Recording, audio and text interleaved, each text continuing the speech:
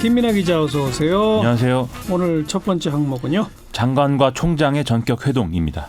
오늘 추미애 장관이 대검에 갔다면서요? 그렇습니다. 추미애 법무부 장관이 대검찰청을 직접 방문해서 윤석열 검찰총장과 회동을 했는데요. 두 사람은 지난달 7일에 이제 윤석열 총장이 과천 정부청사를 찾아서 추미애 장관을 예방한 이후에 두 번째로 이제 만난 것입니다. 법무부 장관이 이렇게 대검찰청을 방문한 것은 거의 20년 만의 일이다 이렇게들 얘기를 하고 있습니다. 왜 갔고 또 어떤 얘기를 나눴어요? 이 법무부 검찰국장, 기조실장 그리고 대검 차장과 기획조정부장 등이 배석한 가운데 대화가 이제 35분간 진행이 됐다고 하는데요. 추미애 장관은 이 수사 구조 개혁과 관련해서 협조와 소통을 당부를 했고 윤석열 총장도 여기에 공감을 했다고 합니다.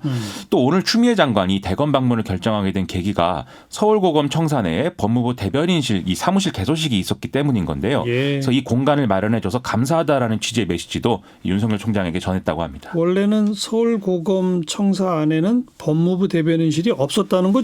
그렇습니다. 법무부 대변인실은 사실 공식적으로는 이제 과천 정부청사에 있는 건데요. 네. 하지만 현실적 여건이나 또 여러 가지 편의나 뭐 이런 것들을 위해서 의정관이라는 이름으로 일종의 이제 분실을 검찰청사 내에 이제 마련하기로 한 것입니다.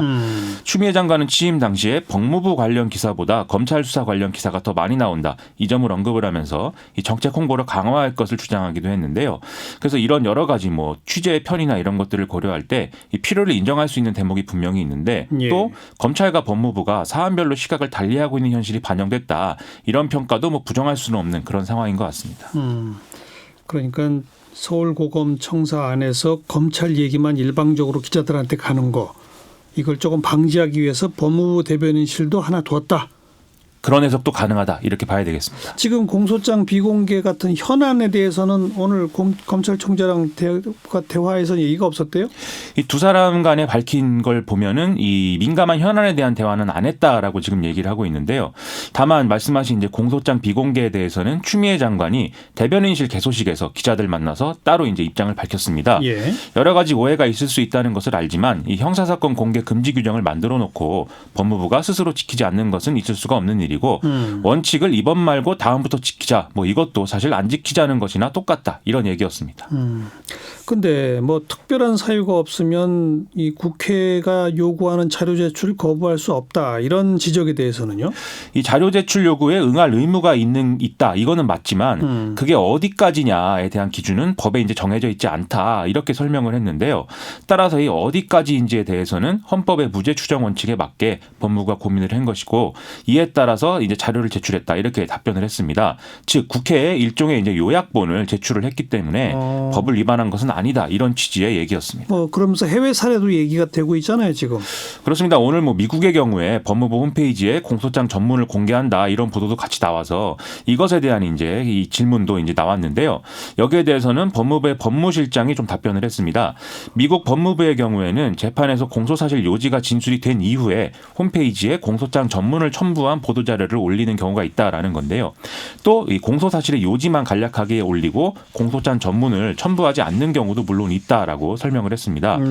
여기에 대해서 추미애 장관은 공판 절차가 개시가 돼서 국민의 알 권리가 충족돼야 한다면 형사사건 공개 심의를 열어서 이 공소장 전문을 홈페이지에 공개하는 것도 당연히 이제 검토할 수 있다 이렇게 얘기를 했는데요.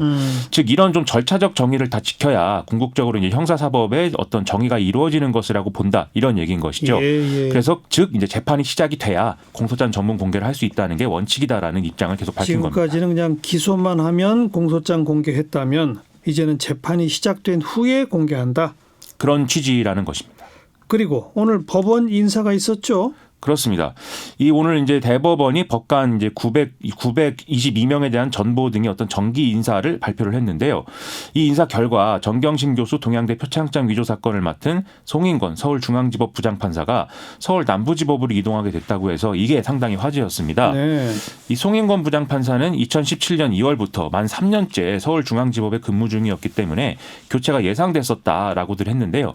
그럼에도 이게 화제가 됐던 이유는 송인권 판사가 검찰로부터 이 검찰 측의 의견을 재판에 반영하지 않는다라는 이유 때문에 어떤 갈등을 빚어오는 그런 당사자가 되었기 때문입니다. 그 대표적으로 검찰이 이 정경심 교수 재판에서 공소장 변경 신청을 한 것은 이제 받아주지 않았다. 뭐 이런 것들이 있었는데요. 검찰은 그래서 이 송인권 판사가 이번에 인사이동 대상이 되지 않는 경우에는 기피 신청을 할 수도 있다. 이런 주장을 또 언론을 통해서 흘려왔습니다. 뭐 다른 중요 재판의 재판부 가운데 또 바뀌는 사례가 있어요?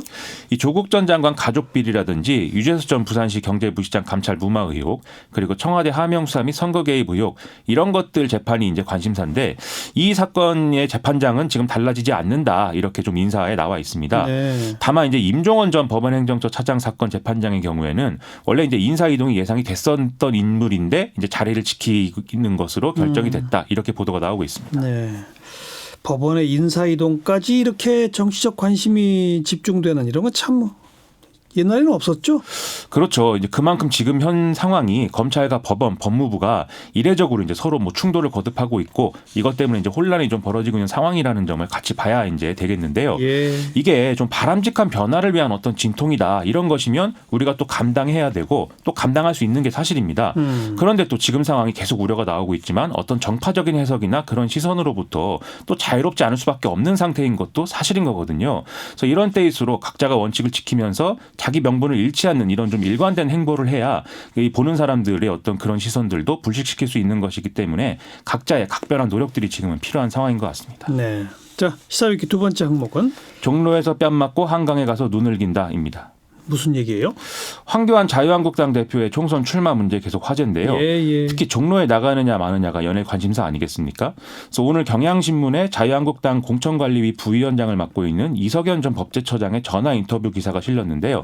이게 이제 자유한국당 1호 전략공천으로 황교안 대표의 종로 출마를 결정해야 한다, 이런 취지의 얘기를 하면서 자유한국당 공천관리위나 지도부를 비판하는 뭐 이런 내용이었습니다. 네. 그런데 여기에 대해서 또 황교안 대표가 공개 경고를 하면서 내용이 심화될 조짐이라서 제가 속담을 뭐 인용을 해봤습니다. 예. 먼저 그 이석연 전 법제처장은 뭐라고 얘기했어요?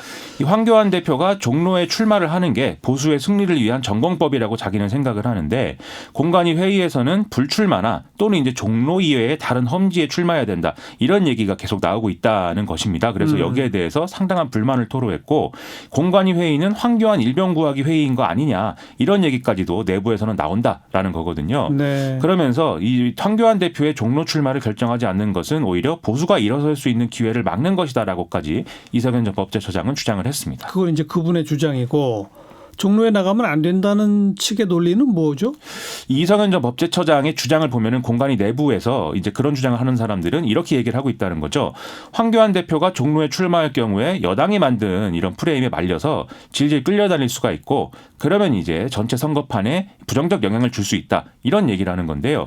하지만 이런 주장에 대해서 이석연 전 법제처장은 오히려 그런 상식을 뛰어넘는 뭐 반란을 일으켜야 효과가 있다는 점에서 자기는 반대로 생각을 한다, 이렇게 얘기를 했습니다. 네. 근데 그러면서도 지금 김영호 공천관리위원장이 이미 황교안 대표가 종로가 아닌 다른 지역에 출마하는 걸로 마음을 정한 것이나 마찬가지고, 공관위원들에게는 의견만 이제 듣는 것으로 지금 정리가 되고 있다라고도 주장을 했습니다. 이런 주장에 대해서 황교안 대표 뭐 입장 표명이 있었어요? 오늘 기자들과 이제 최고위 직후에 만나서 공천관리위원들이 공관위 회의가 아닌 외부에서 이런저런 얘기들을 하는 것은 바람직하지 않다라면서 일종의 공개 경고를 또 했습니다. 그러면서 공관위에서 이제 모든 의견 수렴이 이루어질 것이다, 이렇게 얘기를 했고요. 자신의 출마 문제는 당의 승리와 통합을 위해서 도움이 되는 적합한 시기에 이 적합한 방식으로 처리가 될 것이다라고 재차 또 주장을 했습니다. 홍준표 전 대표도 또 여기에 한마디 했죠? 그렇습니다. 이제 홍준표 전 자유한국당 대표가 오늘 페이스북에다가 글을 썼는데요. 황교안 대표가 종로 출마를 기피하고 지금 당선이 될 만한 양지를 찾고 있는 상황이라면 공천관리도 그렇게 결정할 수밖에 없는 것이다. 만약에 그렇게 결정을 한다라면 자신이 어떤 고향에 출마하겠다는 이런 의사도 받아주는 게 공정한 공천이 아니겠느냐, 이런 얘기를 했습니다. 예. 이제 자유한국당 지도부는 지금 전직 대표급 인사들, 즉 홍준표 전 대표 포함해서 수도권 험지에 이제 투입을 해야 된다, 이런 방침을 계속 얘기하고 있는데요. 홍준표 전 대표는 밀양, 의령, 함안, 창녕 지역구에 출마를 고집하고 있는 이런 상황이거든요. 네. 자기 고향이 이제 경남 창녕이라는 거죠. 예. 그래서 이제 이게 황교안 대표에 대해서 자기도 몸을 사리면서 남에게 희생을 요구하는 것은 맞지 않다, 이런 논리를 지금 홍준표 전 대표를 비롯해서 쭉 이제 내보이고 있는 이런 상황이 돼버린 것이죠. 네. 또 여기에 대해서는 홍준표 전 대표뿐만이 아니라 대구 경북 지역 의원들도 마찬가지의 반발을 또 하고 있는 상황입니다. TK 의원들은 뭐라고 그래요? 지난 4월 4일에 황교안 대표와 대구 경북 지역 의원들이 연달아서 이제 오찬 만찬을 같이 했는데요. 최근에 공천관리위가 특히 대구 경북 지역을 겨냥해서 뭐 구체적인 수치까지 언급을 하면서 대대적인 물갈이를 예고한 상황 아니겠습니까? 네. 그래서 여기에 대해서 크게 반발을 하면서 TK가 뭐 식민지냐 이런 표현까지 이제 했다 이런 얘기인 것이죠. 근데 이런 상황인데 오늘 최고위에서도 이제 경북 안동을 지역구로 두고 있는 김광린 최고위원이 또 이제 TK 물갈이론에 대한 어떤 불만을 표했다는 것인데요. 이제 황교안 대표 입장에서는 지금 앞으로 이제 총선에 제대로 대응하려면 이걸 이제 누르고 수습을 해야 되는 그런 상황이 아니겠습니까? 근데 앞서 말씀드린 대로 종로 출마 이런 것들이 계속 꼬이면서 이게 잘 되겠느냐 이런 의문이 제기되고 있는 거고 이게 혹시라도 보수 통합에 좀 부정적인 영향을 끼칠 가능성이 크기 때문에 걱정이다 이런 얘기가 이제 한쪽에서 나오고 있다는 거거든요. 여기다가 황교안 대표가 지금 계속 보이고 있는 어떤 모습이 주요 승부처마다 어떤 자기가 결단해야 될 문제에 대해서 결단을 못 내리고 그것 때문에 상황이 악화되고 이런 것들이 계속 이어지고 있어서 리더십에 대한 비판으로도 이어지고 있기 때문에 예. 좀 황교안 대표는 좀 더 많은 고민을 좀 해야 되는 그런 상황인 것 같습니다. 네.